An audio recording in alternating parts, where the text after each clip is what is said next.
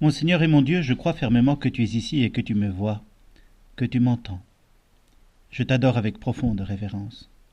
Je te demande le pardon de mes péchés et la grâce de faire avec profit ce moment de prière.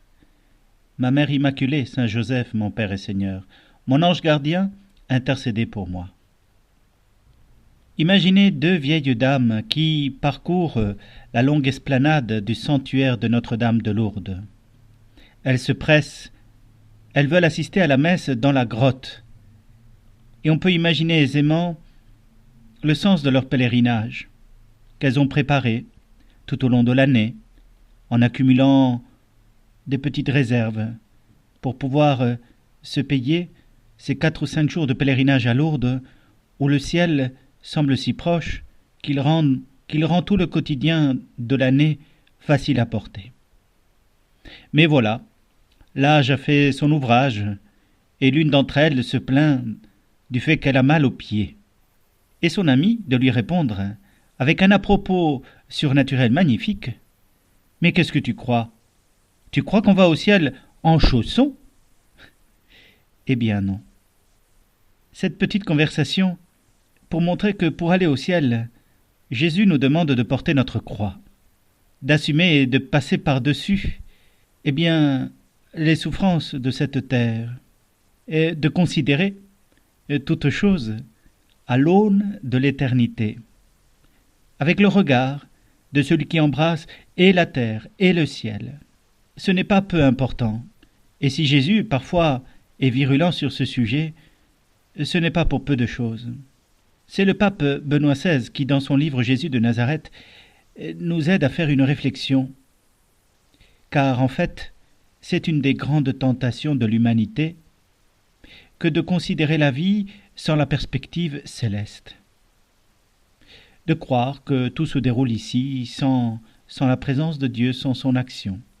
C'est, voyez-vous, une des tentations que le diable adresse à Jésus. Lorsqu'il est sur le pinacle du temple, il lui dit « Eh bien, jette-toi en bas », parce qu'il est écrit, et il parle comme un bon théologien, en citant le psaume 91, parce qu'il est écrit que les pieds du juste seront protégés par les anges. C'est-à-dire que Dieu prendra soin de la défense de son élu. Et c'est une tentation de croire que sur cette terre, nous devons chercher le bien-être, de croire que le bien-être serait le bonheur auquel peut prétendre l'être humain, qu'il ne se résout qu'à cela, qu'effectivement, nous le voyons tous les jours, bien des contemporains rêvent tout au long de l'année d'une belle île polynésienne avec du sable fin et de l'eau chaude, où plonger, regardant et voyant les merveilles de l'océan si splendide, si coloré, si varié. Mais ce n'est pas ça le paradis. N'en déplaise aux Polynésiens qui sont bien heureux d'habiter là-bas. Le paradis est tout autre chose. C'est la proximité du royaume, c'est la proximité de Dieu, c'est la présence, cœur à cœur, face à face, de l'homme avec Dieu, de son amitié, de sa découverte, de cette découverte croissante qui, de lumière en lumière, ne cesse de s'accroître. Jésus nous met en garde contre cette tentation. Tu ne tenteras pas le Seigneur ton Dieu. Parce que le Seigneur notre Dieu nous réserve bien des surprises, bien des gloires, bien des éléments de béatitude. Mais ils ne sont pas tous sur cette terre. Pour revenir à Lourdes, c'est le sens d'une de ces phrases qui a aidé sainte Bernadette lorsqu'elle était au couvent de Nevers, ces 12 ou 13 dernières années de sa vie où, effectivement, il n'était pas si facile que ça d'assumer l'humble devoir quotidien après avoir été, sous les feux de la rampe, au milieu de tout le brouhaha que les apparitions de Lourdes avaient provoqué. Elle se rappelait, sainte Bernadette, la phrase de la Vierge Marie qui lui disait « Je ne promets pas de vous rendre aussi heureuse sur cette terre que vous ne le serez au ciel. » Et voilà, c'est au ciel que notre bonheur sera complet. C'est au ciel que nous pouvons puiser la grâce du bonheur dans l'espérance. C'est le sens de l'espérance, que de nous donner de goûter ce que nous ne possédons pas encore, mais de le goûter et de considérer avec joie, avec douceur, avec plaisir, ce que le Seigneur nous réserve en sa présence. Et regarder ceux qui nous ont précédés, ceux que nous avons aimés, ceux que nous avons admirés, à côté du Seigneur, dans cette plénitude du royaume des cieux où tous se trouvent aux côtés du Seigneur et le contemplent, éclairés par sa lumière.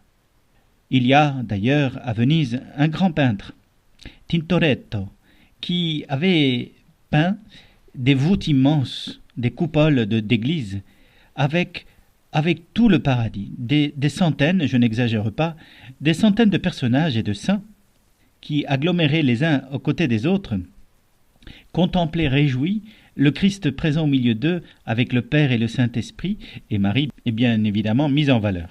Le Tintoretto met côte à côte tous les saints, ceux que nous avons aimés, ceux que nous avons contemplés, ceux que nous avons admirés, nos amis, Saint Augustin avec Saint Thomas d'Aquin qui parle, et Saint Dominique et Saint François d'Assise qui parlent, et puis Saint Ignace et Saint François Xavier qui aussi étaient bien amis, et tous, quelles que soient leurs époques, qui se retrouvent au présent éternel de Dieu à converser et à évoquer les joies de la présence de Dieu. Ce qui est bien dans la disposition des peintures de Tintoretto sur ces coupoles, sur ces dômes d'église, c'est que pour les regarder, il faut lever les yeux, lever la tête, et bien, parce que sinon on ne voit rien. Et une fois qu'on les a bien levés, alors l'effet est vertigineux, on a l'impression de plonger dans l'immensité du ciel. Et de temps en temps, cela vaut la peine de lever les yeux, de lever la tête, et bien, pour regarder le ciel, pour prendre le courage en regardant le ciel d'affronter les adversités de ce temps, pour porter notre croix tout simplement. On peut l'imaginer aussi autrement, comme un jardin céleste, où chacun peut accomplir les gestes millénaires de co-créateur que le Seigneur nous a fait, de participer à l'élaboration de ce grand et beau jardin. Vous me direz, je suis en train de rêvasser. Un peu, c'est vrai, pendant ce temps de prière, Seigneur, tu m'en pardonneras. Parce que il est bon parfois d'envisager l'au-delà, de l'envisager pour rendre plus clément et plus facile le moment difficile du présent, de prendre le courage dans l'espérance et dans la foi, de franchir la croix par amour. Et cela nous le faisons en contemplant Jésus qui nous précède. Il n'y a pas d'autre chemin. Le Seigneur a toujours résisté à la tentation de croire que le bien-être ou le bonheur était sur cette terre et qu'il pouvait être acquis sans croix. Quand Pierre veut le dissuader d'aller à Jérusalem pour mourir sur la croix, il va le traiter de Satan, parce que c'est la même tentation que Satan avait provoquée, avait posée à Jésus dans le désert.